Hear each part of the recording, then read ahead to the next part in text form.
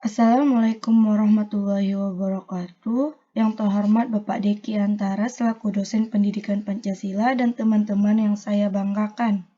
Perkenalkan, nama saya Dinda Mareta dengan NIM 20121111049, jurusan Agroteknologi kelas B. Pada kesempatan kali ini, saya akan mempresentasikan tentang sistem ketatanegaraan dan demokrasi Pancasila. Nah, kawan-kawan, apa itu sistem ketatanegaraan? Sistem ketatanegaraan berasal dari dua kata, yaitu kata sistem yang berasal dari bahasa Latin, yaitu sistema. Sistem adalah satu kesatuan yang terdiri dari komponen atau elemen yang dihubungkan bersama untuk memudahkan aliran informasi, materi, ataupun energi. Dalam pengertian yang paling umum, sebuah sistem adalah sekumpulan benda yang memiliki hubungan di antara mereka. Sedangkan kata ketatanegaraan berasal dari gabungan dua kata, yaitu tata dan negara. Kata-kata mempunyai makna yaitu mengatur, dan negara mempunyai arti yaitu suatu wilayah di permukaan bumi yang kekuasaannya baik politik, militer, ekonomi, sosial maupun budayanya diatur oleh pemerintahan yang berada di wilayah tersebut. Jadi, dapat disimpulkan, ketatanegaraan adalah segala sesuatu mengenai tata negara. Dari pengertian tersebut, maka secara harfiah, sistem ketatanegaraan dapat diartikan sebagai suatu bentuk hubungan antar lembaga negara dalam mengatur kehidupan bangsa dan bernegara. Sistem ketatanegaraan sebelum amandemen Undang-Undang Dasar 1945. Secara konstitusional, sistem ketatanegaraan Indonesia pada masa pemerintahan Orde Baru menggunakan Undang-Undang Dasar 1945 dengan prinsip 5 kekuasaan pemerintahan negara Republik Indonesia menurut Undang-Undang Dasar 1945, yaitu yang pertama ada kekuasaan menjalankan perundang-undangan negara atau disebut juga dengan kekuasaan eksekutif yang dilakukan oleh pemerintah, dalam hal ini adalah seorang presiden. Yang kedua ada kekuasaan memberikan pertimbangan kenegaraan kepada pemerintah atau disebut juga dengan kekuasaan konsultatif yang dilakukan oleh Dewan Pertimbangan Agung. Yang ketiga ada kekuasaan membentuk perundang-undangan negara atau kekuasaan legislatif dilakukan oleh Dewan Perwakilan Rakyat bersama dengan Presiden. Yang keempat adalah kekuasaan mengadakan pemeriksaan keuangan negara disebut dengan kekuasaan eksaminatif atau kekuasaan inspektif yang dilakukan oleh Badan Pemeriksa Keuangan. Yang terakhir atau yang kelima ada kekuasaan mempertahankan perundang-undangan negara ataupun kekuasaan yudikatif dilakukan oleh Mahkamah Agung.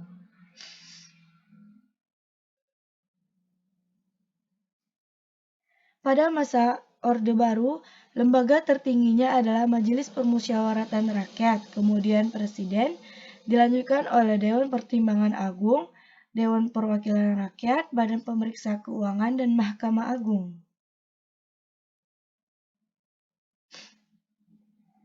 Sistem ketatanegaraan sesudah amandemen Undang-Undang Dasar 1945. Salah satu agenda penting dari gerakan reformasi adalah amandemen terhadap Undang-Undang Dasar 1945 yang kemudian berhasil dilaksanakan selama 4 tahun secara berturut-turut melalui sidang tahunan MPR, yaitu pada tahun 1999, 2000, 2001, dan tahun 2002. Reformasi dalam sistem perundang-undangan Indonesia ini dilakukan dengan pertimbangan penyesuaian dengan kondisi negara dan masyarakat Indonesia.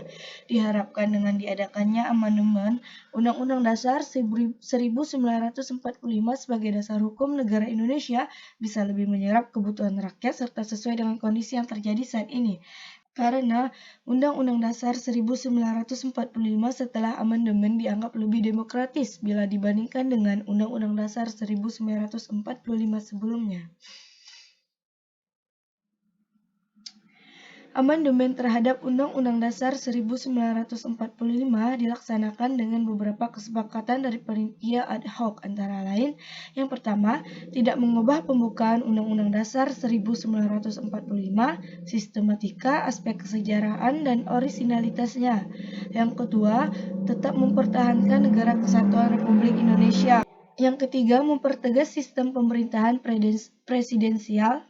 Yang keempat, penjelasan Undang-Undang Dasar 1945 ditiadakan, serta hal-hal normatif dalam penjelasan dimasukkan ke dalam pasal-pasal.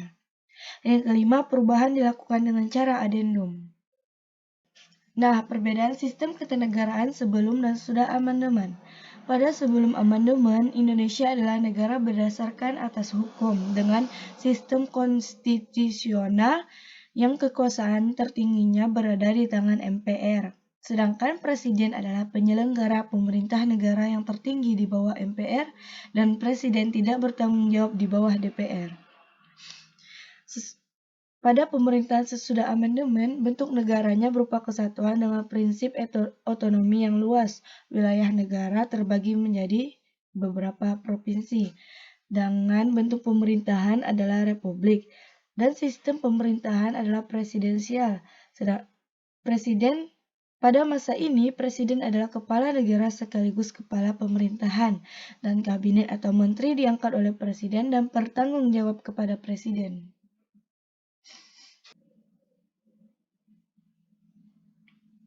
Pengertian demokrasi Pancasila. Nah, teman-teman, apa itu demokrasi Pancasila? Demokrasi Pancasila, dalam pengertian khususnya, pengertian demokrasi ini dapat terlihat dalam Kamus Besar Bahasa Indonesia, bahwa demokrasi Pancasila adalah demokrasi yang berdasarkan sila Pancasila yang dilihat sebagai suatu keseluruhan yang utuh. Sedangkan secara umum, pengertian dari demokrasi Pancasila adalah sebuah paham demokrasi yang dilandasi dengan prinsip-prinsip yang terdapat dalam Pancasila. Demokrasi Pancasila merupakan paham yang telah diyakini oleh masyarakat Indonesia dari masa lalu. Sedangkan konsep pemahaman demokrasi ini jelas berasal dari asas-asas yang terkandung di dalam Pancasila. Asas-asas demokrasi Pancasila ada dua, yaitu asas musyawarah yang memberikan kebebasan bagi rakyat untuk menyampaikan aspirasinya melalui forum pemusyawaratan, dan asas kerakyatan berdasarkan rasa cinta kepada masyarakat dan cita-cita seluruh bangsa. Demokrasi Pancasila memiliki ciri-ciri sebagai berikut. Ciri-ciri demokrasi Pancasila pada dasarnya, demokrasi Pancasila memiliki kesamaan dengan demokrasi secara universal. Namun terdapat ciri-ciri demokrasi Pancasila yang membedakan dengan demokrasi lainnya. Yang pertama, ada penyelenggaraan pemerintah berjalan sesuai dengan konstitusi yang berlaku. Yang kedua, dilakukan kegiatan pemilihan umum secara berkesinambungan. Yang ketiga, menjunjung tinggi hak asasi manusia dan melindungi hak masyarakat minoritas. Yang keempat, proses demokrasi dapat menjadi ajang kompetensi berbagai ide dan cara menyelesaikan masalah. Yang kelima, ide-ide yang paling baik bagi Indonesia akan diterima bukan berdasarkan dengan suara terbanyak. Fungsi demokrasi Pancasila adalah untuk mengambil keputusan bagaimana bangsa Indonesia menyesuaikan hidup dan sikap berdemokrasi seharusnya, serta menjadikan seluruh bertata tanpa lewat batas kesopanan. Demokrasi Pancasila mempunyai prinsip-prinsip. Dikutip dari buku Pendidikan Pancasila dan Kewarganegaraan tahun 2014 terbitan Kemendikbud, asas atau prinsip utama demokrasi Pancasila adalah pengambilan keputusan melalui musyawarah mufakat. Dengan ini, musyawarah berarti bahwa pengambilan keputusan dengan pembahasan bersama untuk menyelesaikan masalah bersama, dan mufakat adalah hasil yang disetujui dari pembahasan bersama untuk membulatkan pendapatan bersama. Jadi, musyawarah mufakat berarti pengambilan keputusan berdasarkan kehendak atau pendapat orang banyak atau rakyat sehingga tercapai kebulatan pendapat bersama. 10 pilar demokrasi Pancasila. Pilar-pilar tersebut adalah demokrasi yang berketuhanan yang Maha Esa, artinya seluk-beluk sistem serta perilaku dalam menyelenggarakan kenegaraan Republik Indonesia harus taat asas, konsistensi atau sesuai dengan nilai-nilai dan kaidah dasar ketuhanan yang Maha Esa. Yang kedua ada demokrasi dengan kecerdasan, artinya mengatur dan menyelenggarakan demokrasi menurut Undang-Undang Dasar 1945, bukan dengan kekuatan naluri, kekuatan otot, ataupun kekuatan massa semata-mata. Pelaksanaan demokrasi itu justru lebih menuntut kecerdasan rohaniah, kecerdasan akliyah, kecerdasan rasional, dan kecerdasan emosional. Yang ketiga ada demokrasi yang berkedaulatan rakyat, artinya kekuasaan tertinggi ada di tangan rakyat. Secara prinsip, rakyat memiliki atau memegang kedaulatan.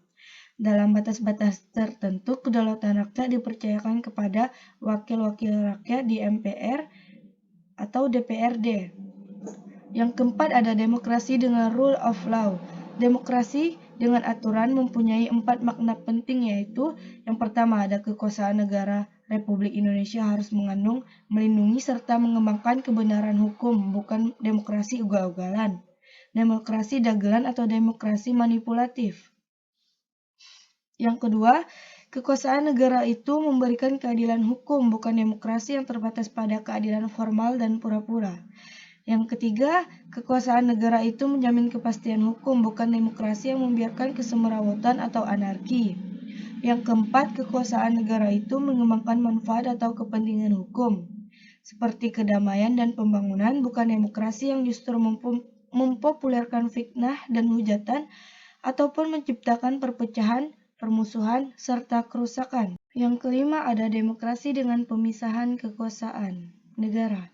Artinya, demokrasi menurut Undang-Undang Dasar 1945 mengakui kekuasaan negara Republik Indonesia tak terbatas secara hukum. Demokrasi dikuatkan dengan pemisahan kekuasaan negara dan diserahkan kepada badan negara yang bertanggung jawab. Demokrasi menurut Undang-Undang Dasar 1945 mengenal pembagian dan pemisahan kekuasaan dengan sistem pengawasan dan perimbangan. Yang keenam ada demokrasi dengan hak asasi manusia, artinya demokrasi menurut Undang-Undang Dasar 1945 mengakui hak asasi manusia yang tujuannya bukan hanya menghormati hak-hak asasi, melainkan untuk meningkatkan martabat dan derajat manusia seutuhnya. Yang ketujuh ada demokrasi dengan pengadilan yang merdeka, yang berarti demokrasi menurut Undang-Undang Dasar 1945 menghendaki pemberlakuan sistem peradilan yang merdeka ataupun independen, memberi peluang seluas-luasnya pada semua pihak yang berkepentingan untuk mencari dan menemukan hukum yang seadil-adilnya. Di muka pengadilan yang merdeka itu, penggugat dengan pengacaranya, penuntut umum, dan terdakwa dengan pengacaranya mempunyai hak yang sama untuk mengajukan konsiderans atau pertimbangan, dalil-dalil, fakta-fakta, saksi, alat pembuktian, dan petitumnya. Yang ke-8 ada demokrasi dengan otonomi daerah, yang berarti otonomi daerah merupakan pembatasan terhadap kekuasaan negara, khususnya kekuasaan legislatif dan eksekutif di tingkat pusat, dan lebih khususnya lagi pembatasan atas kekuasaan presiden. Undang-Undang Dasar 1945 secara jelas memerintahkan pembentukan daerah-daerah otonom pada provinsi dan kabupaten. Urusan pemerintahan diserahkan pemerintahan pusat ke pemerintahan daerah. Dengan peraturan pemerintah, daerah-daerah otonom dibangun dan disiapkan untuk mampu mengatur dan menyelenggarakan urusan-urusan pemerintahan sebagai urusan rumah tangganya sendiri.